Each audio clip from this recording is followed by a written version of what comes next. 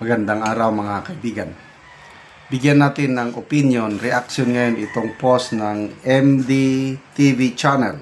Okay? Pahayag ito ni Congressman Antonio Tinio ng ACT Party List, Makabayan Congressman. Kailang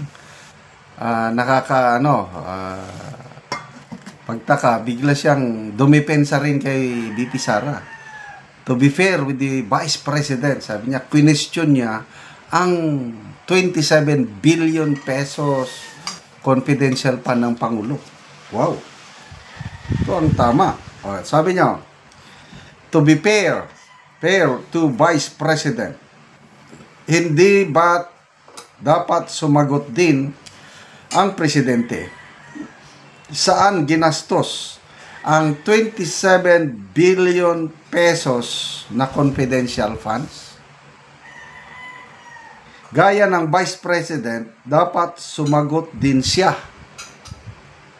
Dahil sa ulat na nakalap namin sa Malacanang, kahit piso walang natira sa 27 billion pesos na confidential funds ng Presidente. Nakakaduda ata na ultimong piso walang natira. Nasimot. Ano yun? Yun lang tira dahil sobra naman tinago na lang.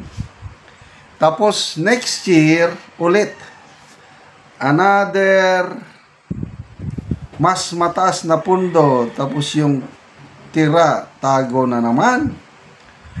Paano nangyari yun? Hinahabol natin ang Vice President sa 125 million pesos na tutuusin barya lang ito sa 27 billion pesos ng Presidente.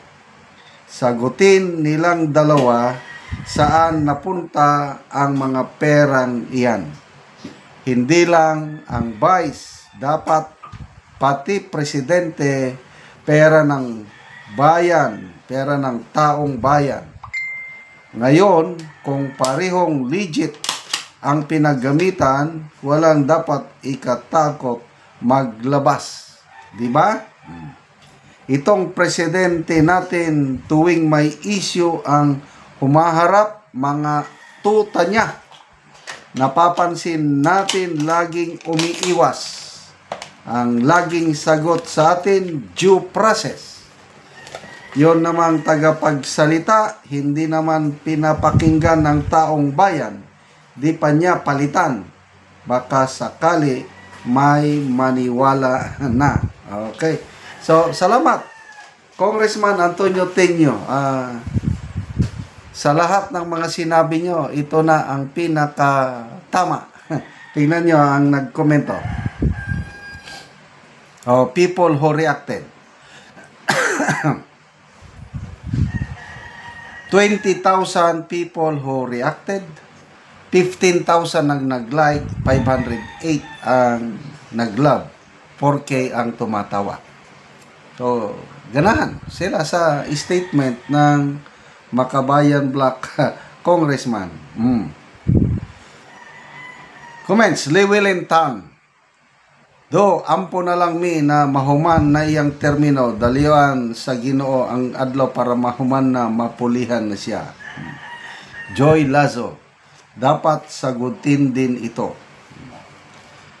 Rod Olandria, dito lang tumama ito, mabuhay ka, Tinio. Yes. Joel Delector Procador, pinagbayad sa ICC, agay. Ka-ambisyoso na driver. Hay nako, mga utak talampakan, clear na siya sa kuwa, mga bayaran kayo. Anong bayaran kayo?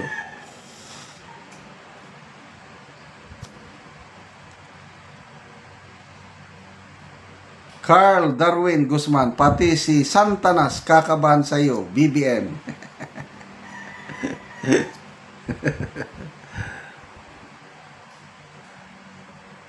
Okay, so ito pa. Risa Soleno, si BP Sara Duterte nasagot na yan ng COA. nagastos ng maayos at may resibo na pinakita. Ayaw lang nyo lang tanggapin, pilit na sinisiraan. Cindy Cruz, correct po kayo dyan, billion against million. Sinsilyo nga lang eh. Tapos, ang COA, notice of disallowance lang, hindi pa yon final judgment. So, laki. I don't know, paano nila kinumpute yung 27 billion pesos. Mabuti pa, kung talagang gusto nila na magamit ang pera ng taong bayan, sa tamang ang dami nating backlog sa classroom eh.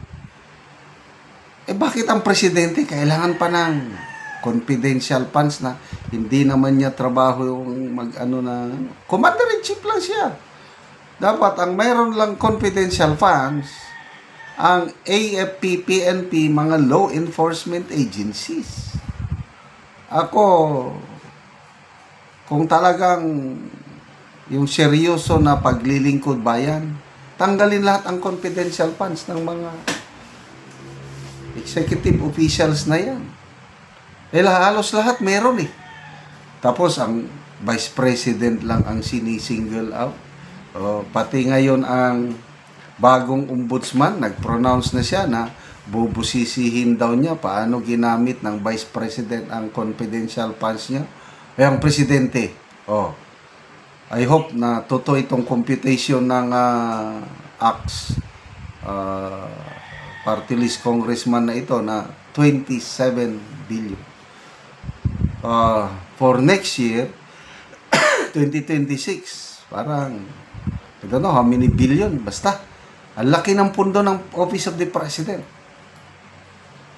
Kung gumastos, parang, I don't know, yung, kailan ba yun, nung may bumabagyo ba yun, yung, from the Office of the President, may nagpa-deliver ng Alaskan king crab. According to yung nabasa kong post ni ni Doc Loren Badoy, 18,000 pesos per kilo yung Alaskan king crab. Ganyan gumastos ang taga-Office of the President. So, mabuhay po kayo, Congressman Antonio Tinio. Sa wakas, nagsalita kayo ng patas para sa ating Vice Presidente. Salamat mga kaibigan sa inyong pagsubaybay sa ating channel. Nakakatulong po kayo ng malaki sa tribong Talaandig ng Bukidnon dahil ang sweldo natin sa channel na ito pantulong po sa tribo. Sa ngayon namimigay tayo ng mga libreng yero at pako sa kanila para itong tribo naman makapagpatayo ng mas maayos na tirahan.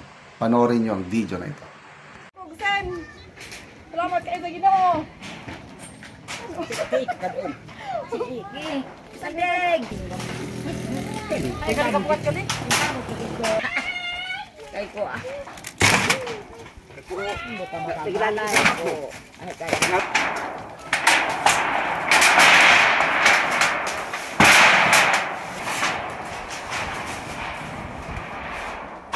Naganin na nabi kay Kema. Nagtalo. Wala na may makakuang.